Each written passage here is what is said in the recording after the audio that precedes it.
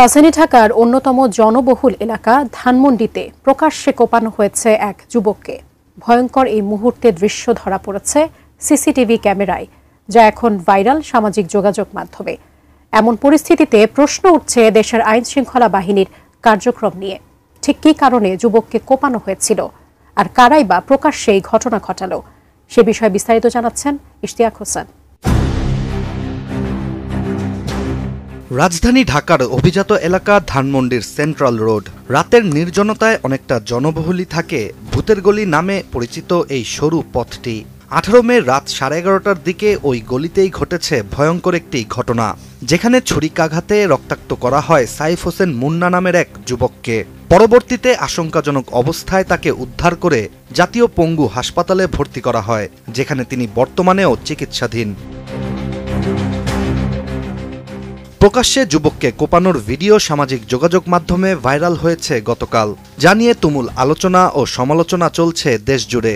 ভিডিওটিতে দেখা যায় রাস্তার ধারে দাঁড়িয়ে আছে আহত সেই যুবক, আর তার পাশেই আরেকজন। সামনে থেকে একটি বাইকে করে দুইজন আসা মাত্রই মুন্নার পাশে দাঁড়ানো অজ্ঞাত ব্যক্তি মুন্নাকে ধরে রাস্তায় ফেলে দেন। মুন্না পালানোর চেষ্টা করলেও সাথে সাথে বাইকে আসা দুই ব্যক্তি বাইক থেকে নেমে মুন্নাকে আক্রমণ করতে শুরু করে। মারামারির পর এক পর্যায়ে বাইকে থাকা ব্যক্তি ধারালো অস্ত্র দিয়ে মুন্নাকে কোপাতে শুরু করে। অবাক করার বিষয়টি হচ্ছে, কোপাকুপির সময় ওই রাস্তায় মানুষজনের সমাগম ছিল। ডিজাইন, এলিগেন্স, বিউটি, সেরা পণ্য সবার জন্য জেভিকো। এদিকে সিসিটিভি ফুটেজ ও পুলিশ সূত্রে জানা যায়, কাজ শেষে বাসায় ফিরছিলেন মুন্না। হঠাৎ করেই এক ব্যক্তি তার পথরোধ করেন, আর এরপরই মোটরসাইকেলে এসে উপস্থিত হয় আরও দুইজন। চক্রটি দ্রুত ও পরিকল্পিতভাবেই এই হামলা চালায়। পুলিশ জানায়, ধারালো অস্ত্রের কোপে মুন্নার হাত ও পায়ে মারাত্মক জখম হয়েছে। শরীরের বিভিন্ন স্থানে একাধিক গভীর ক্ষতের চিহ্নও রয়েছে। হামলার পরপরই স্থানীয়রা মুন্নাকে উদ্ধার করে দ্রুত হাসপাতালে ভর্তি করে। বর্তমানে তিনি জাতীয় পঙ্গু হাসপাতালে চিকিৎসাধীন। তার অবস্থা আশঙ্কাজনক বলেই জানা গেছে।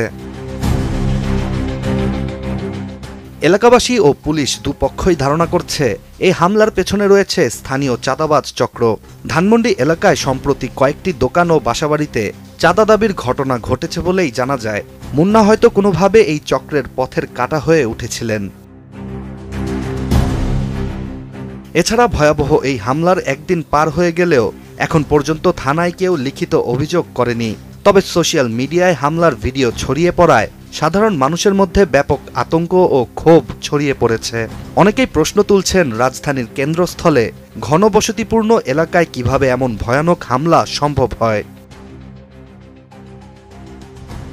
সাইফ হোসেন মুন্না এখন হাসপাতালে মৃত্যুর সঙ্গে লড়ছেন, আর সন্ত্রাসীরা এখনও ধরাছোঁয়ার বাইরে। তবে চিন্তার বিষয় হচ্ছে, চাঁদাবাজির মতো পুরনো অপরাধ আবার নতুন করে ভয়াল রূপ নিচ্ছে শহরের প্রাণকেন্দ্রে, যার শিকার হতে পারে যে কেউ যে কোনো দিন। Ishtiaq Hossain, ATN news.